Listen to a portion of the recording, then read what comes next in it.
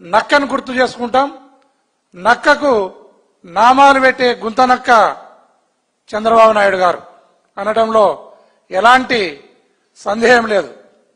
ఎందుకంటే చంద్రబాబు నాయుడు మొదటి నుంచి కూడా ఎందుకో ఏమో లిఫ్ట్ ఇరిగేషన్, రాయలసీమ లిఫ్ట్ ఇరిగేషన్ని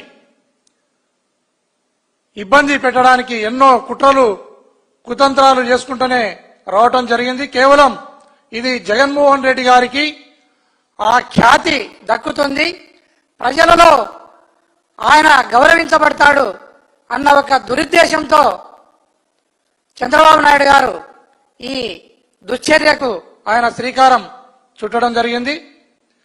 ఏదైతే ప్రధానమంత్రి మోడీ గారు ప్రత్యేక హోదా విషయంలో ప్యాకేజీని చంద్రబాబు నాయుడుకి ఇస్తే ఆ ప్యాకేజీని ఆయన పోలవరం ప్రాజెక్టుగా మార్చుకొని దాన్ని మళ్ళీ ఏటీఎంగా వాడుకున్న నీచ చరిత్ర, దాన్ని స్వయంగా ఈ దేశ ప్రధానమంత్రి మోడీ గారే ఈ మాటను చెప్పడం జరిగింది. ఈరోజు మోడీ గారు ఏటీఎంగా పోలవరాన్ని ఉపయోగించుకున్నాడంటే ఈరోజు స్వయంగా రేవంత్ రెడ్డి గారు అసెంబ్లీ సాక్షిగా అసెంబ్లీలోనే చంద్రబాబు నాయుడు గారు ఆయన ఇద్దరు కలిసి ఏదైతే ఈ రాయలసీమ లిఫ్ట్ ఇరిగేషన్ ఉందో ఆ లిఫ్ట్ ఇరిగేషన్ ని జరగకుండా చంద్రబాబు నాయుడిని ఇన్ఫ్లుయెన్స్ చేసినాను అనే మాటను రేవంత్ రెడ్డి గారు చెప్పడం జరిగింది.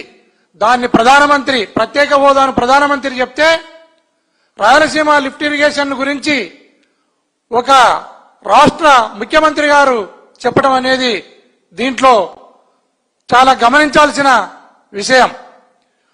ఖచ్చితంగా చంద్రబాబు నాయుడు గారు లిఫ్ట్ కోసం గిఫ్ట్ తీసుకోలేదు అంటే ఆయన ఒక ప్రెస్ మీట్ పెట్టైనా దాని మీద క్లారిటీ ఇవ్వాల్సిన అవసరం ఉంది. ఎందుకంటే లిఫ్ట్ ఇచ్చినది చంద్రబాబు నాయుడే అనే మాటను రేవంత్ రెడ్డి అసెంబ్లీ సాక్షిగా చెప్పడం జరిగింది. దాని మీద క్లారిటీ ఇవ్వాల్సిన బాధ్యత చంద్రబాబు నాయుడు గారి మీద ఉంది. ఏమి గిఫ్ట్ తీసుకున్నావు అనేది ఖచ్చితంగా చెప్పాలి. 1956లో పెద్ద మనసులో ఒప్పందం జరిగి అప్పుడు తెలంగాణకు మేలు జరిగితే ఇప్పుడు చిన్న మనసుల ఒప్పందంలో ఏమి జరిగింది అనడం అనే దాంట్లో క్లారిటీ ఇవ్వాల్సిన బాధ్యత చంద్రబాబు నాయుడు గారి మీద ఉంది. ఖచ్చితంగా దీని మీద క్లారిటీ ఇవ్వాలి. ఎటువంటి పరిస్థితుల్లో కూడా రాయలసీమ ప్రజలు చంద్రబాబు నాయుడు గారిని గాని కూటమి ప్రభుత్వాన్ని గాని ఉపేక్షించే పరిస్థితే లేదు. దీని మీద తొందరగా క్లారిటీ ఇవ్వాలి. ఆయన ఏమి గిఫ్ట్ తీసుకున్నాడో, లిఫ్ట్నిచ్చి ఏమి గిఫ్ట్ తీసుకున్నాడో దానిపైన క్లారిటీ ఇవ్వాల్సిన బాధ్యత చంద్రబాబు నాయుడు గారు మీద ఉందనేది నేను రాష్ట్ర ప్రజలకు తెలియజేస్తున్నాను.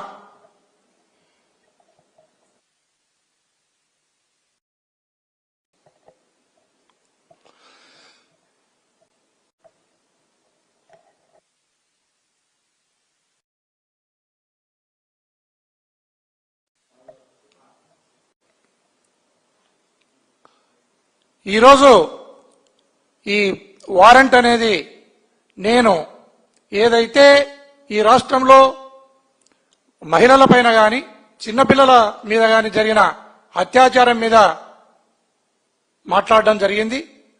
దానిపైన నిరంకుశంగా ఈ ప్రభుత్వం నా పైన ఒక కేసును రిజిస్టర్ చేయడం జరిగింది. ఈ కేసులో మనం గమనిస్తే ఇప్పటి వరకు ఎవరైతే చిన్న బాలిక హత్యకు గురైందో ఆ బాలిక యొక్క బాడీని కూడా ఐడెంటిఫికేషన్ చేయలేదు.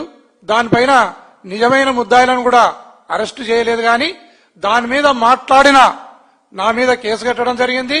నా మీద వారెంట్ను కూడా ఇష్యూ చేయడం జరిగింది. ఇది చాలా అప్రజాస్వామికంగా అందరూ కూడా గమనించాలి. చేయవలసిన పనిని చేయకుండా వేరే పనుల కోసం అల్టీరియర్ మోటివ్ తో ఈ ప్రభుత్వం ముందుకు పోతా ఉంది. దయచేసి ఇట్లాంటి కార్యక్రమాలకు ఫుల్ స్టాప్ పెట్టి నిజమైన ఉద్యోగాన్ని పోలీస్ వ్యవస్థ చేయవలసిందిగా కోరుచున్నాను.